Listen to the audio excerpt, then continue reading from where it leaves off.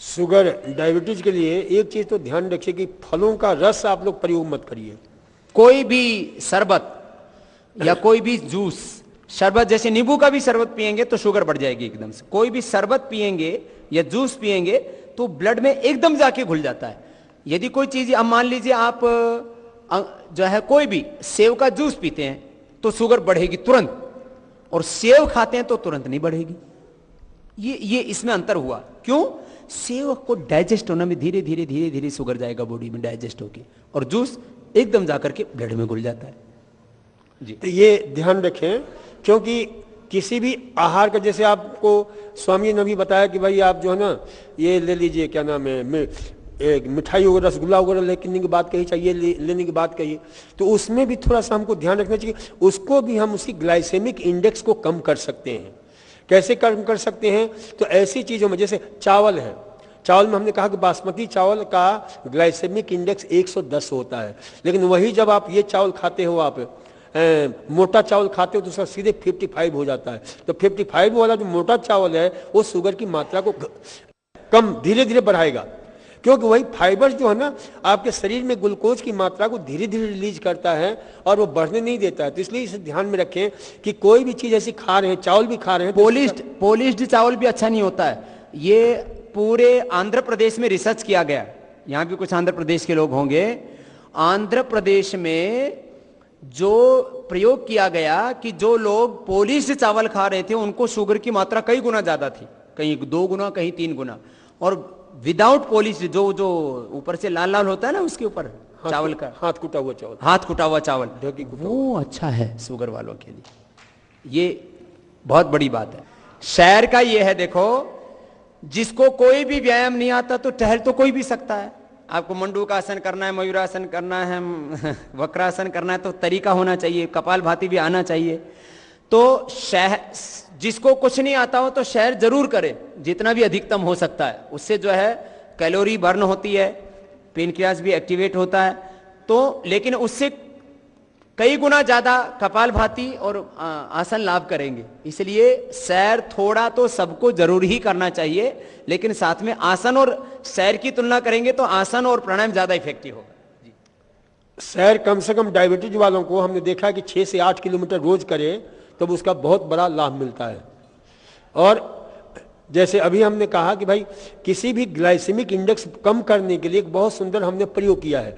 जैसे चावल आप खाते हैं, किसी की चावल खाने की इच्छा डायबिटीज वाले को होती है तो हम कहते हैं कि उसमें खूब सारी सब्जियां डाल दो, फाइबर्स वाली चीजें डाल दो, तो क्या होता है कि उस ग्लाइसेमिक इंडेक्स कम हो जाता है। खिचड़ी खाने की इच्छा है तो उसमें खूब सारे अंकुरित अनाज, मूंग है, मोठ है, मसूर है, ये सब डाल दो तो उसका ग्लाइसेमिक इंडेक्स तुरंत कम हो जाता है। तो इस प्रकार से जो है ना ये ग्लाइसेमिक इंडेक्स को आप कम करके अपनी शुगर को नियंत्रित कर सकते हो और उस आहार को आप ले सकते हो। ये जो आरोग्य दलिया है, यदि आप ये 21 दिन तक इसका सेवन करते हैं तो आपकी शुगर कंट्रोल हो जाएगी, ये बात पक्की है।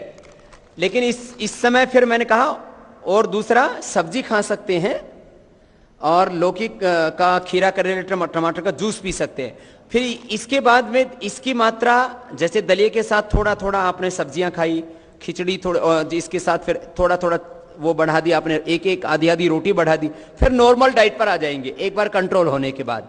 फिर भी इसको नाश्ते में या दोपहर या शाम को एक बार ये दलिया जरूर खाते रहिए, और अच्छा लगता है खाने में, क्योंकि इसमें 4 अनाज ही तो है ना, गेहूं है, बाजरा है, मूंग है, चावल है। ये दरअसल ये दलिया डायबिटीज और मोटापा के लिए अहमदाबाद में एक वैद्य कई पीढ़ियों से देते थे, लेकिन वो बता के नहीं देते थे। तो हमने क्या किया कि वो जहां से पिसवाते थे वहां से हमने फार्मूला लिया। फिर तो हमने कहा वैद्य जी तो बताएंगे नहीं और मर जाएंगे, तो फिर ये ऐसे ढूंढा गया इसको।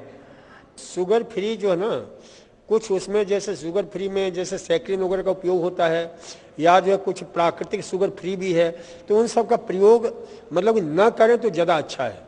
उसका कोई महत्ता नहीं है, वो जाकर के हमारे दिमाग को, हमारे नर्वस सिस्टम को बहुत भयंकर। अभी तो सैक्रिन आदि के बारे में और जितने शुगर फ्री हैं उनके बारे में यहां तक भी आ रहा है कि उनसे कैंसर भी हो सकता है।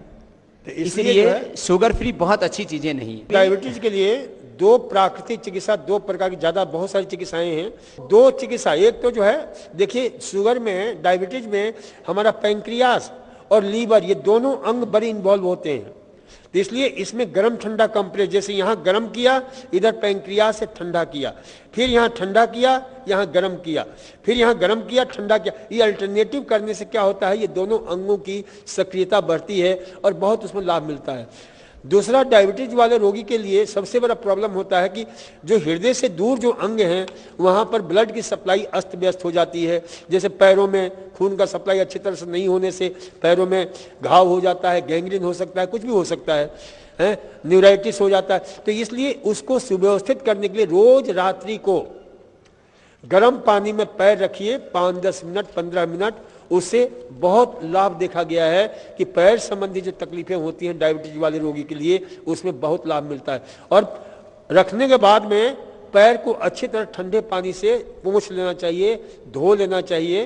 तो इससे जो है ना काफ़ी आपको जो है लाभ मिलता है।